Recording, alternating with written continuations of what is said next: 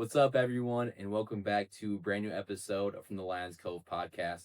I'm your host, Marcelo, and today we have a long-time brother, one of my good friends since probably the fifth grade, my man, Job. Yo, what's good? So, Welcome to the it's been a podcast, minute, bro. Thank you, man. Dude, it's been forever, and I think last time me and you talked, like, in person was probably like a year from today.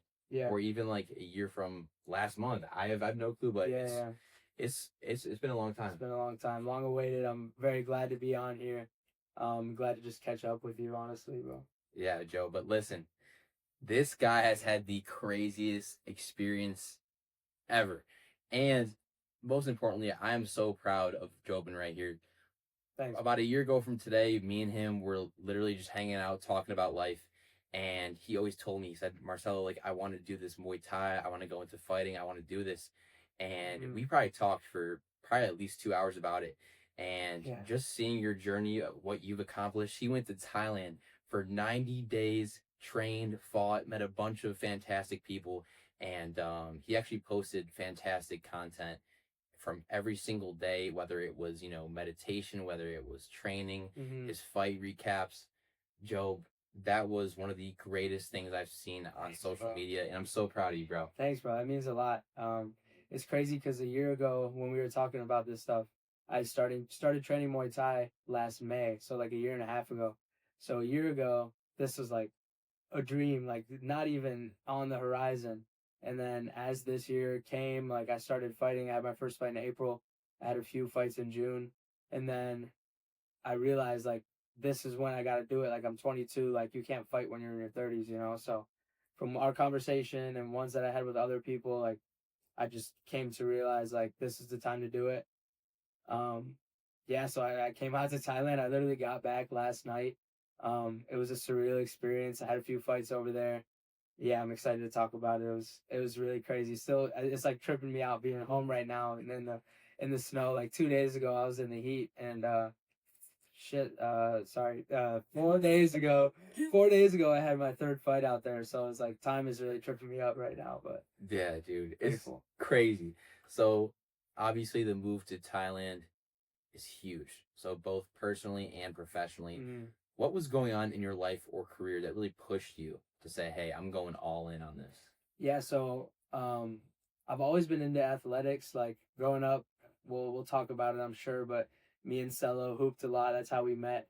And my mom had got me into CrossFit, so I was always into athletics in some form and pushing my body. I never knew it would be Muay Thai, but I started training Muay Thai last summer, and I realized like I fell in love with it immediately, first of all, and I saw a future maybe career wise with either fighting or coaching. I studied neuroscience at Ohio State, so psychology and sports psychology has been always really interesting to me. When I was younger, hooping, my mind was always like my enemy, but now I feel like it's one of my biggest strengths, and I think a lot of that has come through working on like my self talk and um, journaling and doing all those psychological things that can really give you benefits. And when I found Muay Thai, I realized like, oh, I could do neuroscience or sports psychology with Muay Thai. I also just fell in love with Muay Thai, but I saw a future as far as my career and stuff, because that's always scary. Like I just never knew what I wanted to do. So as I started training, I realized Thailand was like where I'm gonna grow the most. I also came to just learn about Thai culture. Like we were talking about, it's kind of like certain parts of Europe, like it's just very relaxed. Everyone's very kind. It's kind of different than like the American, like Western, just like always working type culture. Um, and yeah, I knew Thailand was where I'd grow the most. So culture wise and fighting and experience wise, like I was like, yeah, let's do it now or never. And yeah, I did it, and it was really cool. Wow, it was crazy, dude. That's like that just generally like makes me happy because like it's so cool like seeing people put words into action. Like obviously when we talked about it, like those were just words, but like seeing you like put it into action and seeing people like like whether it's friends, family, like do that, like dude, it's absolutely incredible. And I love how you mentioned the fact about journaling, meditation. I feel like that's just so key. And yeah, totally. And especially being so far away from home, Hmm. I'm sure that was really a game changer for you. Yeah, it definitely showed me how like when you're isolated, like not isolated, like I had my training partners and everything, but still by myself on the other side of the world, it showed like how helpful those things can be as far as like your confidence and monitoring your self-talk, because so many thoughts pop up into your head, and when you're an athlete, like you need to be able to monitor those, and you need to be able to create distance, because a lot of times it makes sense, like we see our thoughts as ourselves, but when you kind of view them in a different way, and you kind of view thoughts as like cars passing by on on a highway, and like they're gonna pass by regardless, you can stare at them, but like it's gonna leave. And emotions, if you view them in the same way, it can help you stay neutral. And when you're fighting, when you're training, when you're playing any sport, maybe some people think emotions may help them, but in my opinion, like ultimately emotions take you away from being present and like doing the right thing in that moment. Whether you're like hyped up, like to fight, like, oh, I'm gonna beat this guy's ass, like it's gonna, that's not always gonna help you. Usually, it's not gonna help you. Maybe for some people it will somewhat, but um, staying neutral and like separating myself from my emotions is the biggest thing that I get from like all that mind works or like mindfulness stuff, through the meditating and all that. And it showed like how helpful it was as I was across the world. Wow. So before you left, what expectations or nerves did you have heading into that experience? Yeah, so expectation wise, I knew I wanted to get a couple fights in. I said like two or three if possible. But anyone who knows fighting, like you're fighting someone, so it's very likely that you could get hurt. And in Thailand, there's a lot of like infections you could get. Like staph is very big out there, very common. It's just a humid environment, and a lot of the gyms out there, it's not like AC. Like the gym I stayed at called Sijapo Muay Thai. Shout out to the gym. Very blessed to have been training with everyone there and gotten coached by Crew F and his wonderful team of coaches. They're legendary in the Muay Thai community. But the gym is literally in Crew F's front yard, and it's like part of his garage. Like there's no walls to it, so it's very moist, and like there can be a lot of infections and stuff that can just arise from that inevitably, and most of the gyms in Thailand are like that outdoors. So I was very happy. I'm going on a tangent, but I was very happy that I was able to get 3 fights in, despite the infections, getting sick. There's so many things that can happen out there, getting hurt from a fight. That was an expectation, and I was able to get 3, so that was amazing. And then as far as training, like I knew I would like it, but I didn't. Some opportunities arose while I was out there that I did not think were on the horizon at all, and we'll get into some of those. Um, but it was just everything I could have wished for and so much more. And I want to be back out there for to help my career and get more experience for the future. And that everything, all my experiences there, just drove that in more. Yeah. And like what's crazy is that life here is so different than life out there. Yeah. I feel like here, we're close to family and friends, Mm-hmm. more so focused on school. Like this is a complete different chapter. And the one thing that you mentioned too, like the gyms here in Ohio, they're all indoors because it's cold 6 to 9 months out of the year. Mm-hmm. Whereas there, you're outside all the time. You're spending time outside, and you're in the sun. Yeah. Like just the completely different lifestyle. Yeah, it's definitely like just being in the sun that much is very good for you, like mentally, physically. I'm brown, so I don't burn very well or very easily, so that's good. But like that could be a worry maybe if you're on the lighter skin tone side. But um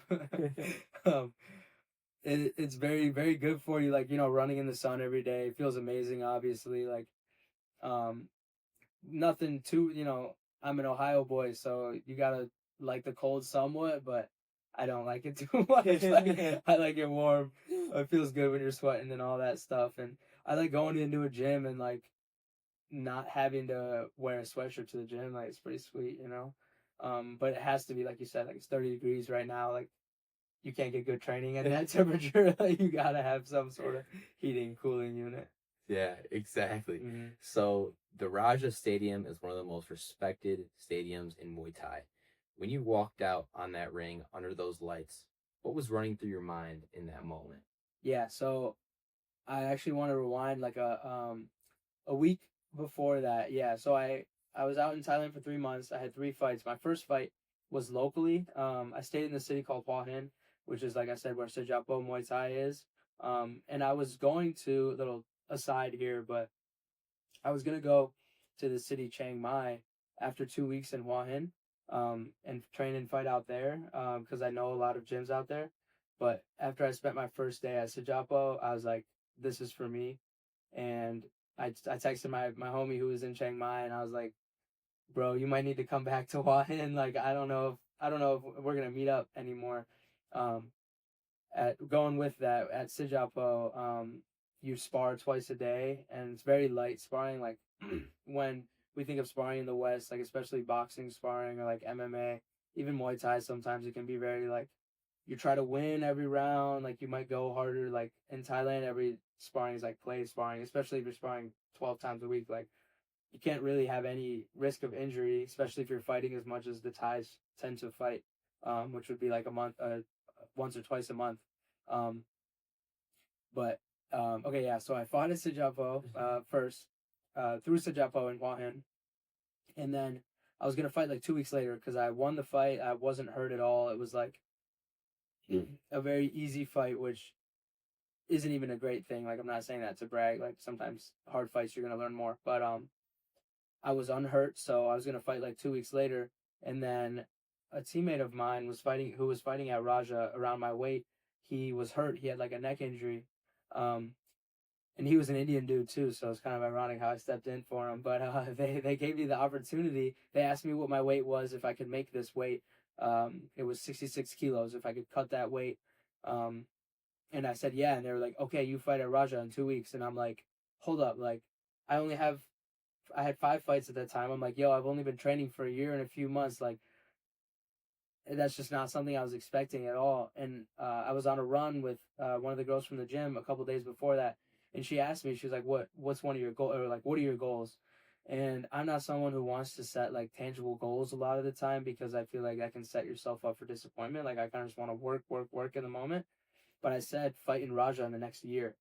And then literally a week after that, the coaches say, okay, you fight in Raja in 2 weeks. And I'm like, I didn't think I was ready, but if you're like I always say, if your coach thinks you're ready to fight, like you're ready. Um, and they were just like they said this phrase in Thai, very popular phrase, "Mai pen rai." It means just like don't pay it any worry, like don't pay it any mind, like don't worry about it. They just said "Mai pen rai," you train every day, like you work very hard. We see you every day. You fight at Raja, it's okay. And I'm just like, all right, guess I'm fighting at Raja. So that was my first thought. And then as it gets closer to it, I'm nervous. Like I've never been to this stadium. Literally all the best in the world have fought at Raja and they have belts at Raja. And I'm very far from that. I know that like objectively. But I've seen so many fights at Raja and I've never been there, but online I have. Um, and my first time going there, I'm fighting in the stadium. Like how freaking crazy is that, right? As it gets closer to it, I'm really nervous. The day of the fight, we get there. I weigh in at like 6 a.m. I'm all dehydrated and stuff, and then I rehydrate throughout the day.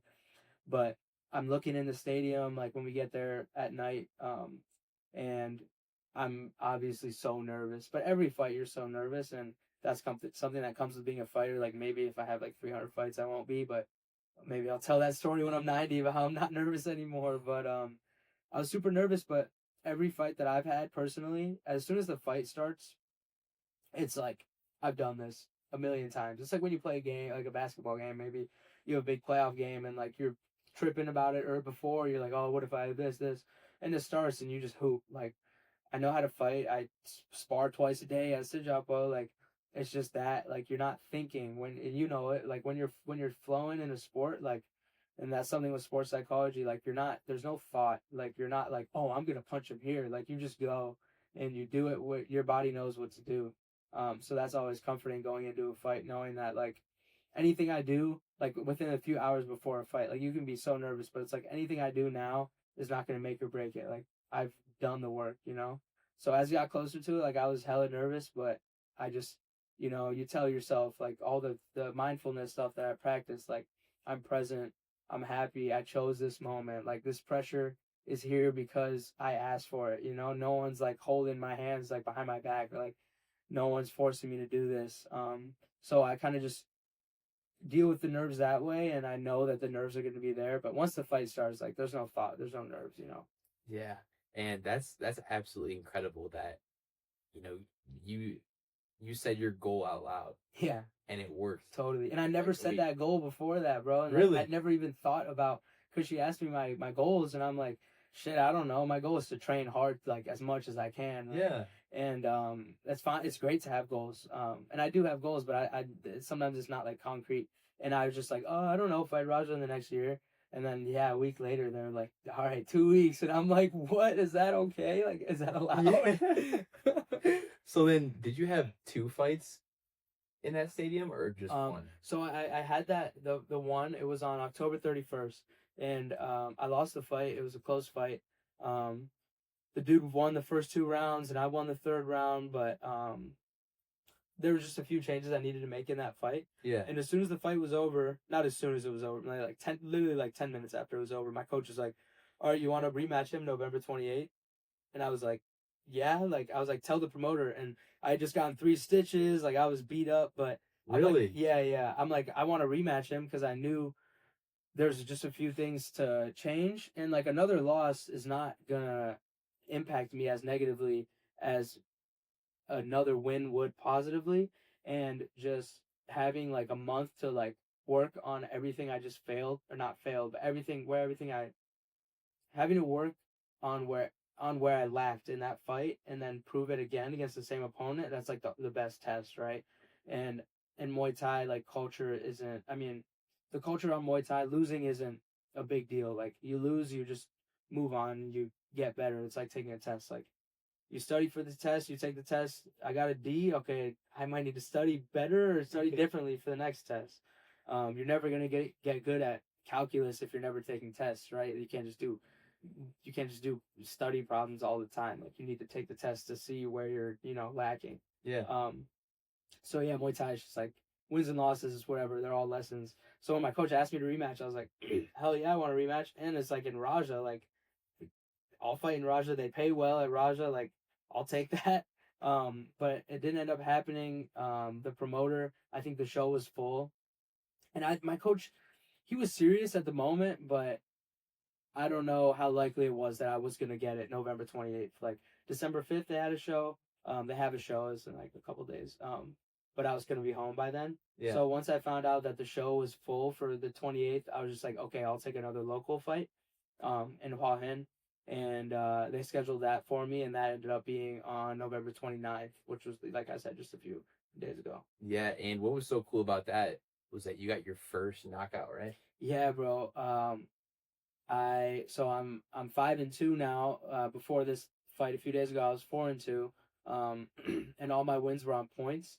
I like to consider myself like a technical fighter, like have my setups and stuff. And um, with that kind of style, like you're gonna win on points a lot because you're like you're not just running forward with big bombs. You know, like if you're losing a whole fight, you could win on a big bomb. But if you win on points, that means you won a majority of the fight. You know, you could lose all 3 rounds but knock a guy out at the end of the third round, and you won. And knockouts are great. I'm not like taking anything away from knockouts, but all my wins were on points. And then yeah, I need the dude in the head, and he fell, and I thought he was about to get back up, but I looked over at him, and he's out on the ground, and I'm like, okay, I guess I won. Like, I guess it's over. Like, I was like, I didn't feel like I need him that hard, but I never knocked anyone out before, so you know, you don't know what it feels like till you do it. Yeah. And when you hit pads, like when a coach is holding pads for you, they meet you with 100%, right? But if you knee someone's face and your knee goes through their face, it's not gonna meet you. Like, it's just gonna go through it. And I hit him on the chin, like literally right on the button, and he just like, yeah, like Wow. fell to the ground. Like, thank God he's okay. Like, you know, I wish him the best. He was a nice dude. We took a picture after, but that's the game. Like, you got to go for the knockout, right? Like, to anyone listening, I'm sorry. I know it may sound violent, but that's the game I play. Like that's what comes with it. Yeah, So and that's like what like Muay Thai, what like the UFC, yeah, MMA, like you're basically going out there to attack this person. yeah, Like, you know, exactly. you want to win so bad. Yeah, So it's like this kind of almost what you have to do. And I yeah, feel like that's almost what it's like in almost every sport, in like hmm football or even like like basketball. yeah. Not more so basketball because you know it's not too like physical, hmm but Still, you're trying to take your opponent's like soul from them in a way, and if you're not ready to do that, especially in combat sports, they're gonna take yours. It's like, do I want to be knocked out or do I want him to be knocked out? Like, I'm sorry, if I got to choose, it's not gonna be me. So yeah. I'm gonna do everything I can to make it him. Yeah, and it's so true because people always say it's like a dog eat dog world out there. Yeah, So it's really like, hey, like this is what I have to do to get better. This is what I have to do to yeah, learn. This is what I have to do to advance in my career. yeah, exactly. And if like you put two dogs in a cage and you know one of them's gonna eat the other one, I'm gonna eat him. Like screw that. He's not eating me. Like I'm hungrier. Like I work every day. I'm the hungrier dog. So give me that challenge and I'll chomp him up. Give me all of them. So, Oh, it's good to be here, man. You're my bro. man, dude, I miss you, bro. Yeah, no, I miss you too. It's crazy. So, who were some of the coaches or fighters that had the most impact on you? That's a great question. So at Sijapo, there's a few fighters that are like on the circuit that are like some of the biggest names. Right now, there's this one fighter, Hatch. I think his Instagram's Hatch_Muay Thai. He fights for RWS, Rajadamnern World Series. That's like the top big glove Muay Thai promotion right now. There's a lot of stuff with like Muay Thai and MMA gloves, like one championship. You might have heard of like Rod Tang or like there's certain names that are like very popular. But RWS is like the highest level with the big gloves because having small gloves changes everything, and we could go do a whole podcast on that. I could go off for a while, but yeah, Hatch is like he's a beast. He's a warrior. He's had a few tough fights recently, but I know it's gonna make him a lot stronger, and he's been through it before. He's had a lot of good fights. He's a really is outstanding fighter. And this guy Zach Fox, his Instagram's Nak Moy Fox. He also trains out of Sijapo.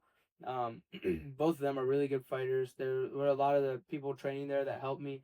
The coaches like Crew F. His Instagram, I got all these memorized, dude. Is PISIT _ I think KAMBANG. Crew F, he's a very well known fighter. He's known for like this beautiful style, very aesthetically pleasing, and his style of fighter. They say like Muay Femur, which is like a technician, and Muay Cow, which is like a knee fighter. There's all these names. There's like Muay Thai, which is a kick fighter, Muay Mat, which is like a punch and a low kick fighter. There's Muay Sok, which is like an elbow fighter. But yeah, his style is like knee and technician. And if you look up like most beautiful Muay Thai, Crew F is literally like no joke, literally gonna pop up. Really? Yeah, and I'd seen videos of him sparring with his twin brother. And it's so gorgeous. Like if you have a chance, if you're interested in Muay Thai, of course, look up like Crew F sparring with his brother. And when I first started training, me and my friend Tay at Ronin Training Center in Columbus, we would watch that video over and over and over again and try to copy what him and his brother would do. And it's crazy because I just trained with him like under him for 90 days. He had a big impact on me. Very good like philosophy and a good dude overall. Other coaches like Yoke Pet had a big impact on me.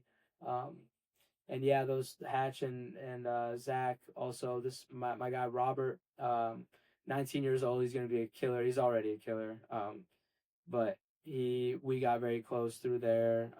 Nico, Vince, a lot of the homies there. Like I really appreciated everyone there, and such a beautiful gym, great style, great coaches, great philosophy as well. Wow. So I'm so grateful for it. That is absolutely incredible. And don't forget our good friend Jason Salalari. Yeah, the homie Jason came through. we were just talking about it. He sent me a text.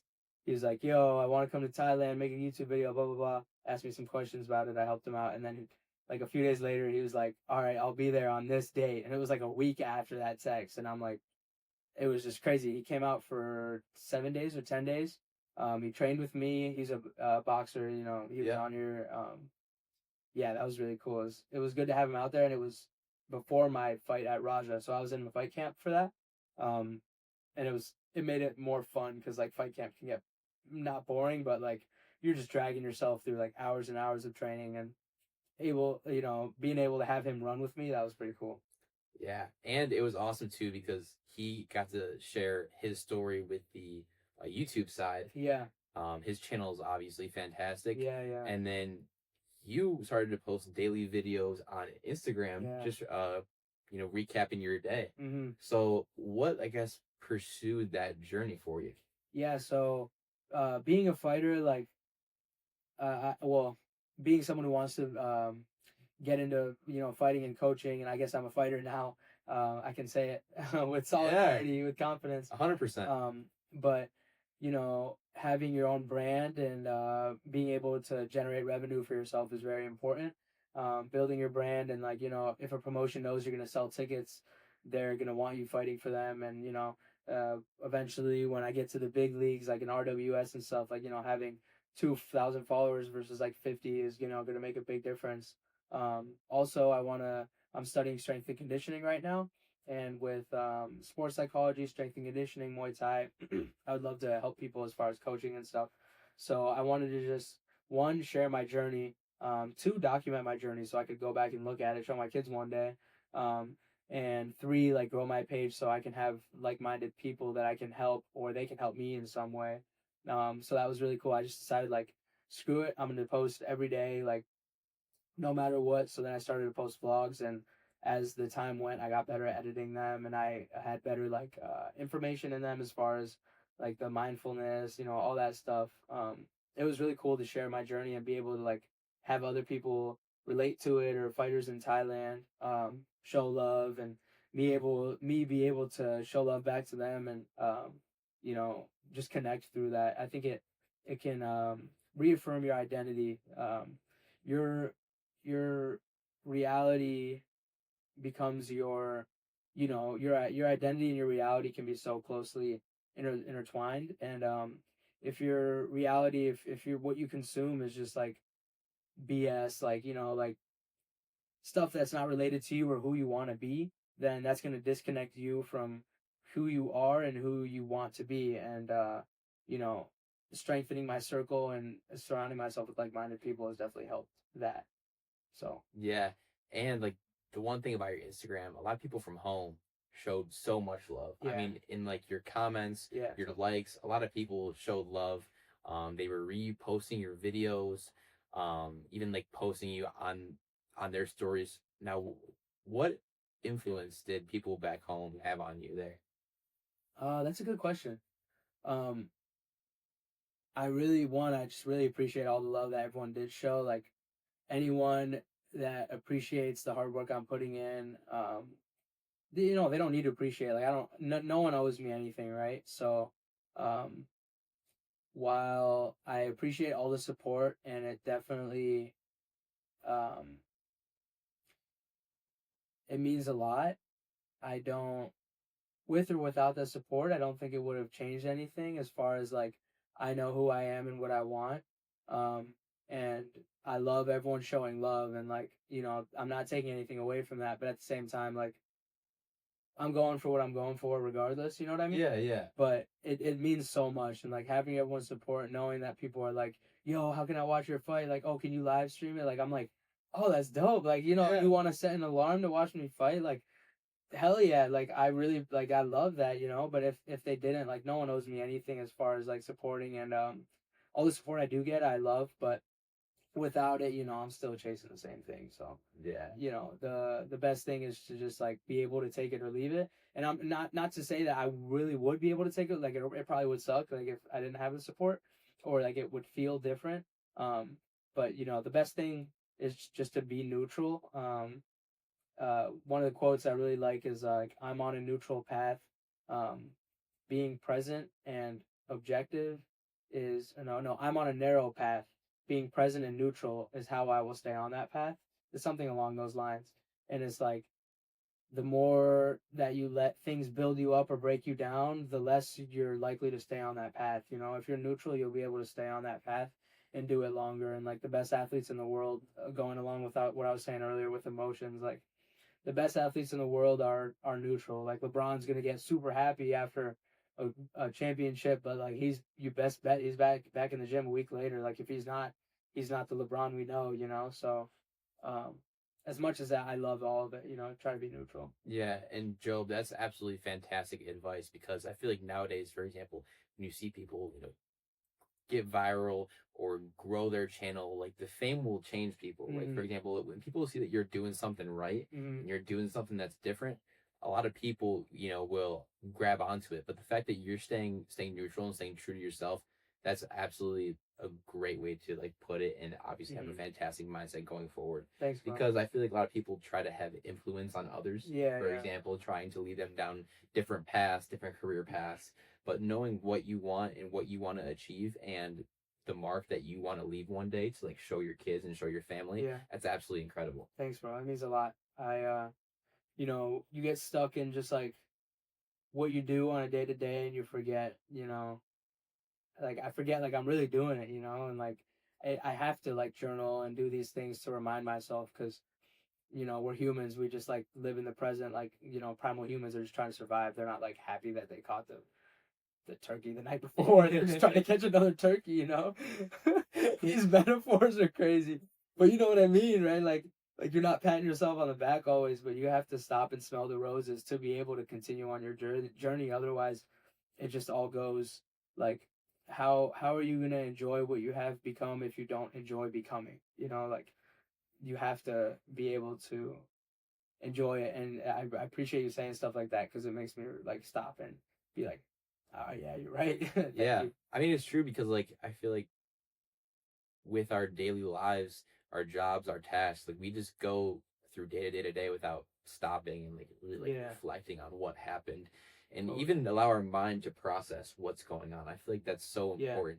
People don't stop to think and process a certain event or even like trauma or anything. Yeah, totally. I think a lot of that comes with the Western society. Like I noticed like in Thailand, like another Thai phrase, sabai, sabai, like it just means like relax, relax. Like everything is just like chill. Like there's no rush. Like when I got back to America, when I landed in Chicago yesterday, I'm like, I feel that I'm in America. Like everyone wants to get off the plane like that. And like the person behind you is like mad if you're trying to like, go like, cause they're like, oh, I wanted to go first. And it's like in Thailand, like no one's tripping about any of that. Like the ego there is just not, it's non-existent. And I think a lot of that comes through Buddhism and just like kind of like just like Eastern philosophies in general. But yeah, a lot of that just like being unable to stop and smell the roses. It's a human experience, but it can be amplified in the West, in the society like an American or where like London or something like that, where it's just like go go go all the time. Yeah, dude, so true. So, what goals do you have for 2026? See, it's funny because I was saying how the girl asked me my goals, and I'm like, I don't know, but fighting Raja again, I'll say that. Shoot, like might as well if I'm speaking things into existence. Let's do that again. Yeah. No, but I want to go back out to Thailand. Being out there, just like the opportunity to fight in Raja, the amount of growth that I felt in such a short amount of time, as well as how many people I met and like how much experience I got. Like if you're gonna coach Muay Thai, you have to fight. You don't have to like. Don't take that as whatever. Don't take that literally. But if you're gonna be a coach in something, you have to experience, right? So that's where I'm gonna get the most experience. That's where I'm gonna grow. I'm gonna grow here as well. I love my gym here. I love my people here. But going to Thailand is a big goal. Getting my strength and conditioning coaching going, I think that goes with going to Thailand. If I want to be there long term, I gotta be making money online, or unless Bitcoin like hits a mill overnight, like I'll be happy with that. But yeah, get the strength and conditioning going. Back out to Thailand, fighting Raja again. I had 7 fights in the last 7 months. I won't fight again until next year, but if I can get 7+ fights next year, if I can get 8 fights next year and be at 15 fights by the end of 26, that would be sick. There's been a lot of growth in a little amount of time, and I just want to keep that growth going. Like, there's no need to slow down now. Like, we already got it rolling, so let's keep it rolling faster, you know? Yeah, and hey, that's the best way to do it, bro. Mm-hmm. Seriously, just keep on building off that momentum. Yeah. And eventually, everything is going to work out, bro. Yeah, for real, man. Seriously. So me and you met years ago, not a few years ago. Yeah. Years ago at John Carroll basketball camp Yeah. right here, which is crazy that we're Right making here. a podcast here, like probably Yeah, like it's wild. 12 to 13 years later. Yeah, bro. So what do you remember from those early days, and how do you think that shared basketball background helped build the friendship that we still have today? I remember the songs we would listen to, these little SoundCloud bangers. I don't want to expose us too much, say too much, but I remember listening to those. I remember on lunch breaks on the bleachers at JCU, like here at the basketball camp. I remember with Owen just like messing around, having some funny times and competing. You had that lefty strap, you still do. I still see it on the summer leagues that you guys have. You're still hitting that shot. It was just so much fun. Like, I can relate a lot of it obviously to fighting now. Like, coming to camp and like listen to my music, trying to hype myself up, um, and just preparing for, like, I would get so nervous for the camps even, and at that time the pressure would get to me. Now I'm like, I know how to use it as a tool, you know, and like how I was saying, pressure is a privilege. Um, I think a lot of that has also affected how I view like sports psychology and how much I know like how impactful that stuff can be. But man, in general, I just have such good memories from back then. Like meeting you, like we probably met like sixth grade. I'm thinking like, because we played 2K a lot in seventh grade, Yeah. eighth grade, and we would go to all the camps. Um, and I remember the music. The songs are the funniest. And I went to Cedar Point. That was a good time. But I think like, yeah, I always just make connections from basketball to now with Muay Thai. Like, I was always good in practice in basketball and like good in camps and stuff, but then on the school teams, like I wouldn't get played, or when I would get played I wouldn't capitalize. Yeah. And because mentally, like, I was just stuck in my head. But fighting is like they're gonna punch you or you're gonna punch them, so it's kind of, I don't want to say it's easier to capitalize because it's harder in a lot of ways. Like, it's hard to compare, but yeah, like from then to now, like I've made such strides in terms of like how this can be a tool for you. So I think back to then and I realized like how much I was lacking.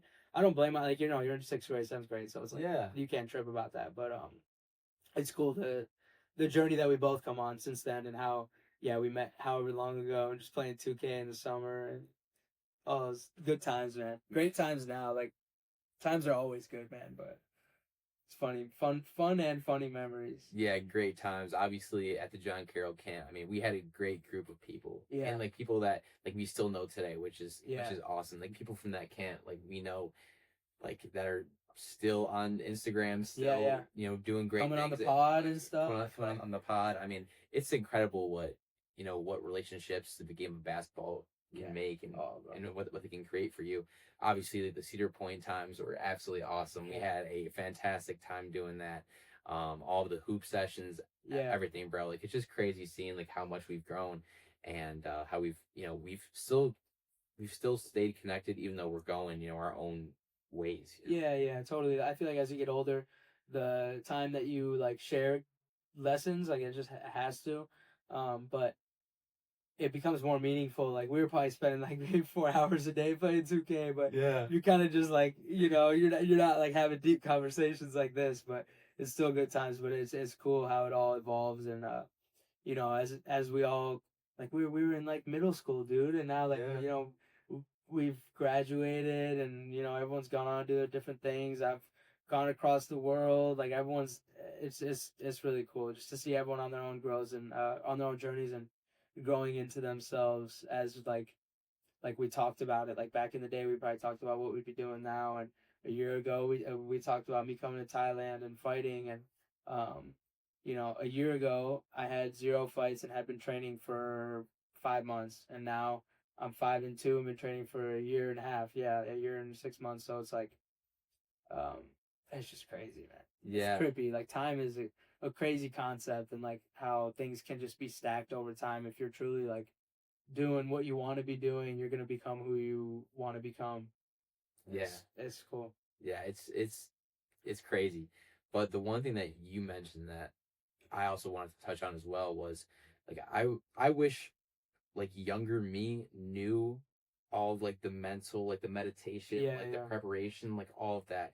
And that's something that I want to instill in my kids when I'm older yeah. because it's so important. Like kind of like how you said, and there were so many opportunities that I missed, like whether it was in practice or games, and I just didn't perform well because I was just in my own thoughts and I was Mhm. worried about turning over the ball and I was worried about getting benched and I was worried about all of this stuff. Whereas when you think about it, like when you're in that flow state, when you're just letting your body and just like you're really in the game. Yeah. Like I feel like there was so many times where like I can visualize like younger me like having a better game than the time I had six Hmm. turnovers, the time I had four turnovers, and it's so important like just to have that mental preparation. But kind of like how you said, like we're just kids, like we don't really know what's going Yeah, yeah, on, yeah. but like I feel like as we get older, like we realize like, hey, that's so important. Yeah, Like yeah. that's a completely different side of basketball. Like yes, you have the being able to shoot the ball and drive and have Hmm. great abilities, but to have that mental side on top of it, like it's just going to expand your game even more. Totally. I think with basketball it's huge too. Like certain sports, like if you're a kicker in football or like baseball, like I don't play baseball or haven't, but if you think you're gonna miss the three, you're probably gonna miss the three. Like if I think I'm gonna miss the punch, like that's different. Like if I'm aiming for his face, like I'm gonna hit his face, or like it's very different. Whereas like if the only thing that's stopping this three from going in is my form, then it's very mental. Like golf could probably be the same way, and like I think a lot of it with today's society is like these things are getting brought to our attention, like kind of like how 10, 15 years ago, like trauma and all that stuff with like just psychology in general was getting more popular or more like taught. But yeah, dude, like sports psych is such a big field. Like all these NBA teams have a sports psych. Like some of the players have their own individual sports psych, and doing the work like as far as your self belief and stuff is so huge. Like it's so underestimated, and I think you can learn more about yourself outside of basketball through that stuff too. That's like it makes it way more impactful, and it shows like as an athlete you're mental state aside from basketball or Muay Thai or whatever dictates your performance in Muay Thai or basketball. Like if you have some addiction going on or some self doubt or what like things that are going to affect you as a person, it's going to affect your performance as an athlete.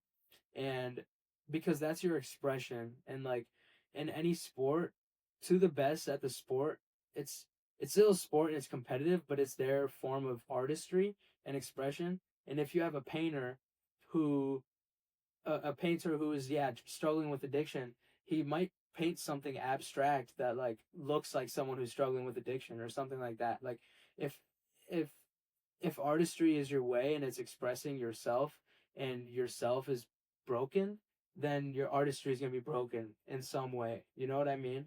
Maybe for an MMA fighter, he has a horrible relationship with his parents and trauma, and that comes through violence towards another person, like through MMA or whatever sport, or like combat sport. But I think still there's some fallacy within that, and at some point that anger and emotion is going to work against him, like I was saying at the beginning of the pod.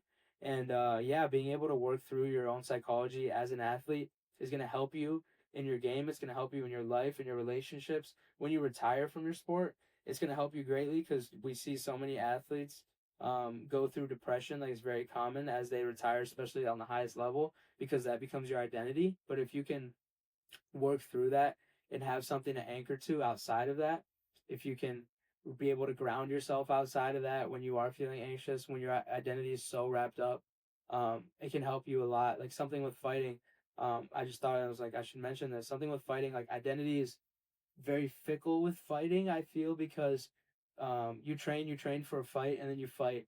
And like I knocked someone out 3 days ago, right? But I can't let that get me too high he could have knocked me out a round before if he hit me harder, or if my guard was a little bit lacking, which it probably was. If he could have just wrapped it around and hit me another inch further.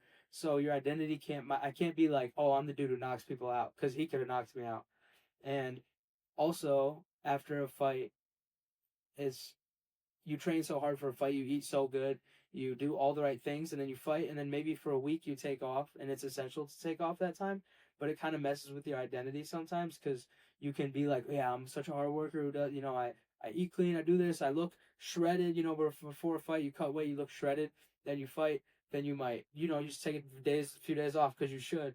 And maybe it's me and the best in their fields are obsessed, but when you're obsessed like that, and it, sometimes it becomes your identity, and then you have that fight and you put on 5 pounds because you were just extremely underweight because you cut weight and you didn't train for 5, 6 days, then mentally your identity can be like, oh, like maybe I'm not so good. Maybe I shouldn't have knocked that guy out. So identity is definitely something that can be, when you improve your relationship with your identity, and when you honestly lose the identity, like I've said identity so many times, but when you lose the identity, and when I realized like I'm not a fighter, I'm just someone who fights, and I'm someone who eats, and I'm someone who sleeps, and I'm someone who hugs my girlfriend, and I'm someone who says what's up to my friends, and I'm someone who does all these things. I'm not just one thing.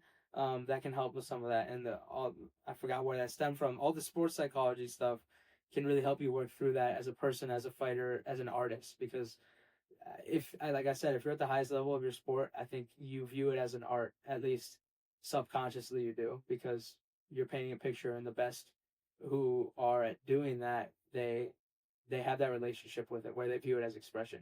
Yeah, beautifully said, bro. Thank you. And also too, you used to make music as well. Yeah. So just talk about that for a little bit, and also, did you listen to any music before your fights? That's a good little second part of that question. Yeah. So yeah, I used to make music. It started off. I'll go run through it quick. I like to talk, but I'll run through it quick.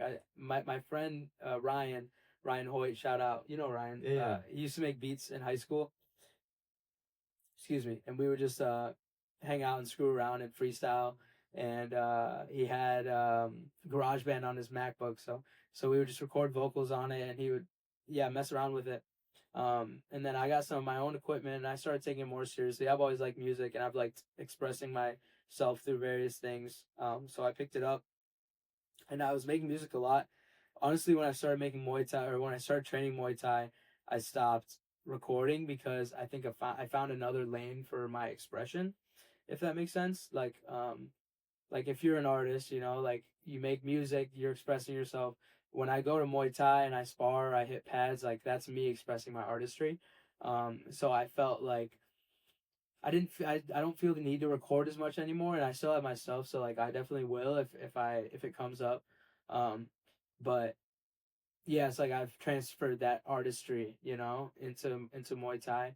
I used to lift and hoop, like, and I would hoop a lot young when I was younger, and that was my artistry. But as I got older in college, I would hoop like once a week, twice a week, and I would just lift, and that kind of gets boring. But Muay Thai, you're just constantly evolving. So yeah, there's a lot of relations. Another relation between music and Muay Thai. I always tell this to people because it helps me a lot going into fights. I used to like not make myself record, but sometimes you don't want to record, and then you make a good song, right?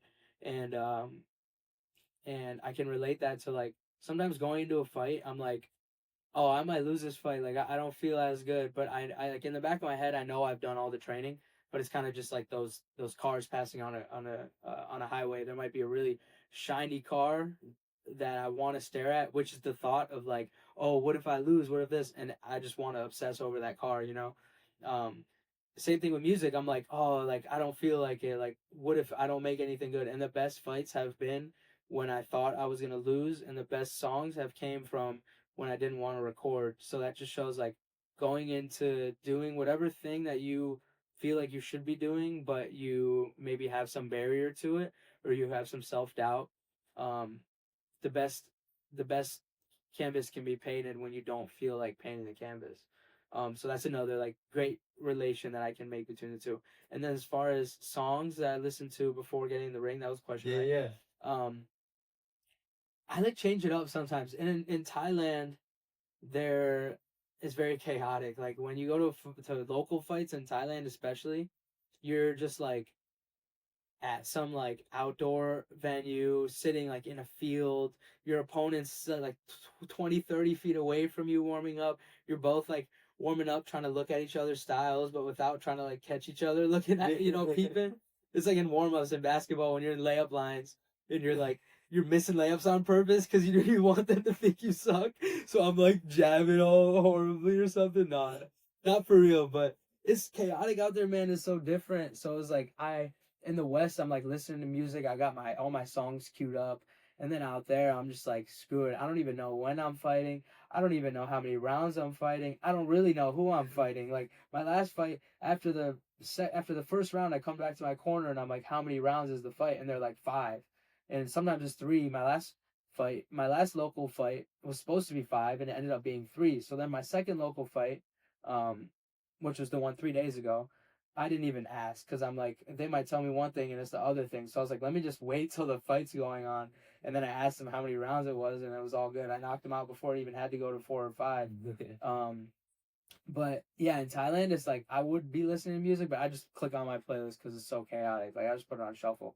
But I usually listen to like some vibey, like not like, I guess vibey, what you think of would, not you, but what someone would think of would be more like R&B or like slow. But I'm listening to like underground rap that makes me want to like dance, like hit the jiggy, like, or like make a stank face, like you know what I'm saying? Yeah. If you're listening, not viewing, you know this stank face.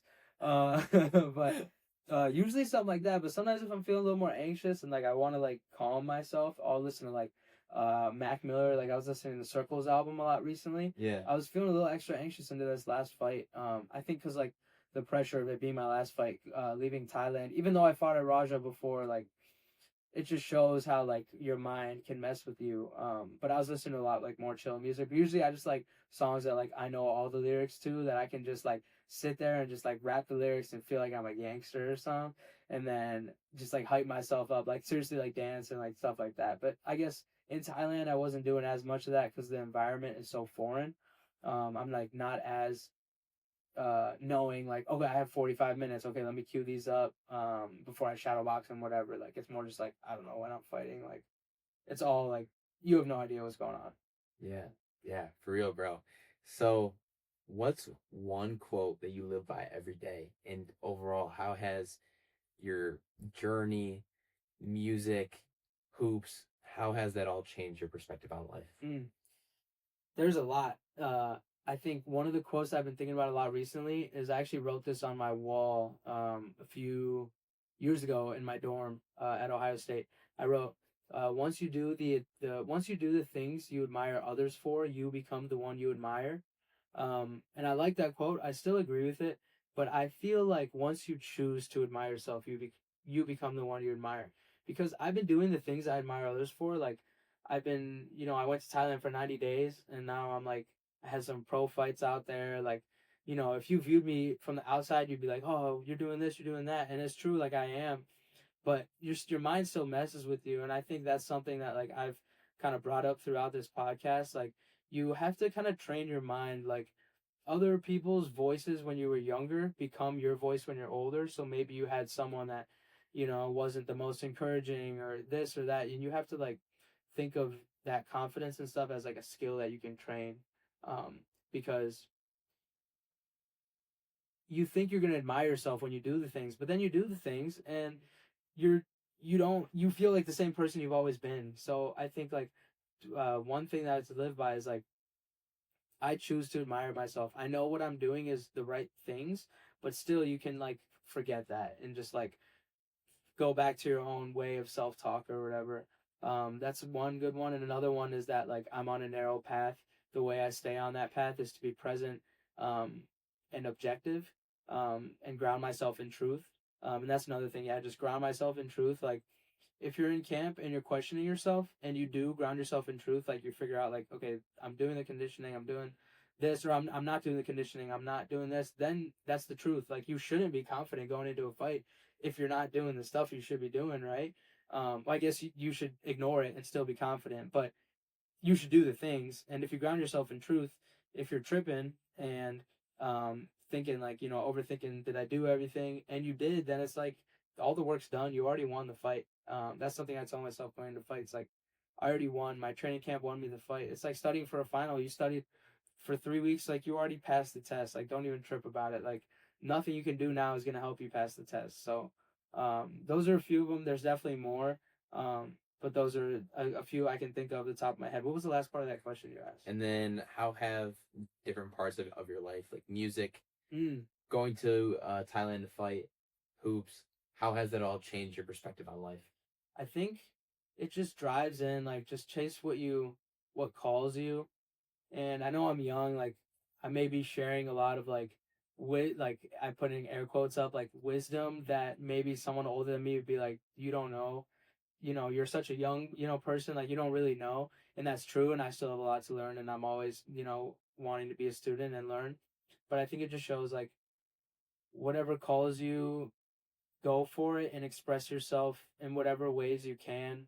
Share your journeys with others, share life with others, like connect with other people. Like that's the way life is meant to be lived. Like with music, it's like connections and just being in the present, like listening to a song that you just made with your friends, like feels so good. Like training, like after a fight, it feels so good. Like win, lose, draw with your opponent, hugging your opponent, embracing them, and just like embracing all the journey and the hard work, and just being present through it all. Because I'm gonna be 40 and I'm gonna look back and be like, dang, like I was nervous for that fight. I should have just enjoyed it. You know, like life is short. It could my life could end tomorrow. Like I'm satisfied with what I've done. Like I don't regret anything. And I'm happy I've chased everything I have. So yeah, man, it's just trying to be present and appreciate it because life's beautiful, but life's very fragile. So just trying to take advantage of it and just, you know, I'm blessed. There's people who'd wish to be where I am, so I can walk, I can run. Let me just breathe and do the things that I want to do. Yeah, bro. Joben, man, this podcast was absolutely unreal, bro. Thanks, brother. Thank you for taking the time. I mean, you literally just got back to the U.S. like a few days ago. Yeah. Thank you for yesterday. Oh, really? Yeah, yesterday. Oh my god. Last night, bro. Oh my god. Yeah. Dude, these days are going by way too fast. But thank you for bro, making this a priority for you. Oh, of course. Being here in Clee, obviously it means a lot to me, bro. And this is for you. This is for you. But bro, thank you so much. And obviously it's so great to catch up and bro, just reconnect after a year and seeing all the great things you've done, bro. I'm so proud of you. I know when you first started this journey, bro, I've been rooting for you since day one. So thanks. I'm always gonna keep, you know, cheering you on, and I'm always going to be there to keep supporting you and keep pushing you to be great, bro. So keep on with your journey, with your fighting career, with your Instagram. Just keep on being you and keep, you know, just staying true to yourself, bro. And I promise you, it's gonna go so far, and we've already seen the growth that you've had already. Thank you, Cello. It means a lot, man. I love you, bro. I appreciate all the support always. Like you always showing love. You're the most real, like one of the most real dudes I know, and yeah, like the support means a lot, bro. I really appreciate you having me on. It's been long awaited. We've been talking about this for a minute. It's always hard because I'm down in Columbus, but I'm glad we got to get it in. Yeah. So, any last final thoughts, words, shout outs? My Instagram, Nakmuay Job, NAKMUAY Job, JOBE. Nakmuay just means like fighter in Thai. Yeah, just thanks for having me on. Shout out to everyone that supports me. Can't wait to be back at Ronin Training Center. Had a great time at Sijapo. And yeah, I'll be in Thailand next year, but the journey continues. The chase continues always. So yeah, thanks for having me on. Thanks to everyone. I appreciate you. Yeah. Well, that'll do it for this episode. Make sure you like, comment, subscribe, share with friends and family. New episodes Tuesdays at noon.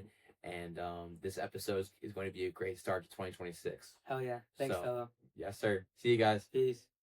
Yes, sir, bro. Yeah, thanks. My hands are all sweaty, bro. Me too. Appreciate you, dog. Dude, that was awesome, bro. Yeah.